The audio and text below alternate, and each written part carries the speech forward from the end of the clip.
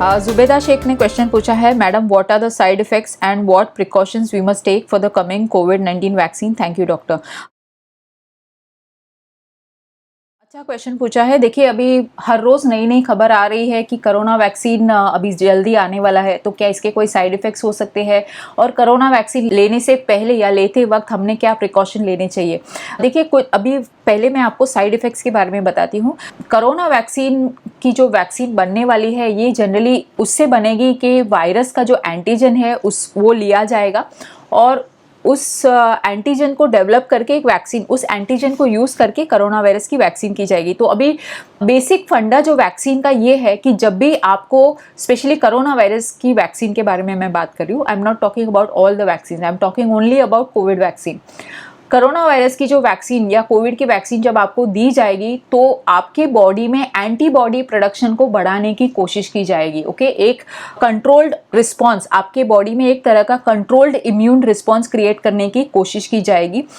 जो corona virus का viral DNA है या एंटीजन है, उसको आपके बॉडी में वाया द वैक्सीन इंट्रोड्यूस किया जाएगा, जिसके रिस्पॉन्स में आपका बॉडी जो है वो एंटीबॉडीज बनाएगा to fight the covid virus. Okay, इस तरह से आपको इम्यूनिटी मिलेगी। अभी ये जो कोविड की जो वैक्सीन है, ये 2 आपको लेनी होगी with a gap of around 1 month, approximately 21 to 30 days के आसपास 2 डोजेस के बीच में, लेकिन पर पर्सन 2 वैक्सीन लगेंगी। ओके, तो अभी इसके साइड इफेक्ट्स, जैसे मैंने कहा, इसका मैकेनिज्म ऑफ एक्शन, इससे आपको पता लग गया होगा कि इसके साइड इफेक्ट्स क्या है। देखिए, इस तरह की वैक्सीन जब भी कोई पेशेंट लेता है तो ऐसे बहुत सारे ऐसे वैक्सीन हैं, स्पेशली रेस्पिरेटरी वैक्सीन में इन्फ्लुएंजा का जो वैक्सीन है, तो जब भी आप इस तरह के वैक्सीन लेते हो तो कुछ ऐसे साइड इफेक्ट्स दिखते हैं। नंबर 1 साइड इफेक्ट, आपको हल्का सा बुखार आ सकता है, फ्लू लाइक सिम्टम्स आते हैं, जैसे सर्दी जुकाम होता है, सर भारी लगता है, 100 जितना फीवर होता है। तो ऐसे टाइम में आपको नॉर्मल पैरासीटामोल लेना है 1 या 2 दिन, तो आपको बुखार कंप्लीटली ठीक हो जाएगा। सेकेंड चीज़ जो देखी जाती है, जो अभी रिसेंटली वैक्सीन में देखा गया है, स्पेशली कोवैक्सीन में ये कहा गया है, लेकिन ये अभी तक पब्लिक रिपोर्ट नहीं हुआ है, जो इंडिया की जो वैक्सीन है उसमें ये देखा गया है कि पेशेंट को डायरिया या लूज मोशंस हुए हैं, लेकिन उन्होंने ये स्टेटमेंट दिया है, पब्लिक स्टेटमेंट, कि ये वैक्सीन की वजह से नहीं है। ओके, तो ये एक साइड इफेक्ट हो सकता है कि पेशेंट को वैक्सीन लेने के बाद लूज मोशंस हो जाए।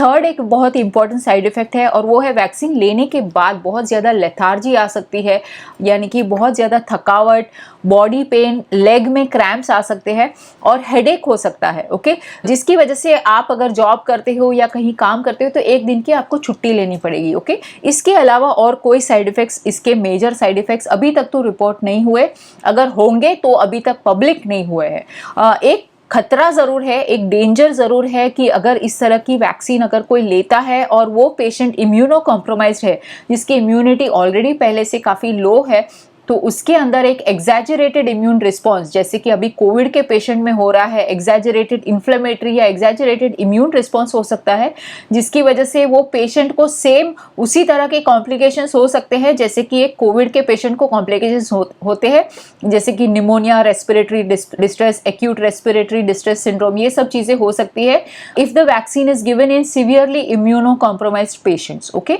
What are the precautions which you should take before taking the vaccine. सबसे पहले तो आपका जो भी मेडिकल डेटा है वो आपने सही बताना है। अगर आपने कोई मेडिसिन ली है, अगर आपको कोई मेडिसिन चल रही है, किसी भी तरह की डायबिटीज़, ब्लड प्रेशर, किसी भी तरह का कोई प्रॉब्लम है, तो ये आपको सच्ची मुच्ची बताना है। ओके, किसी भी तरह का कोई भी बात आपको छुपानी नहीं है।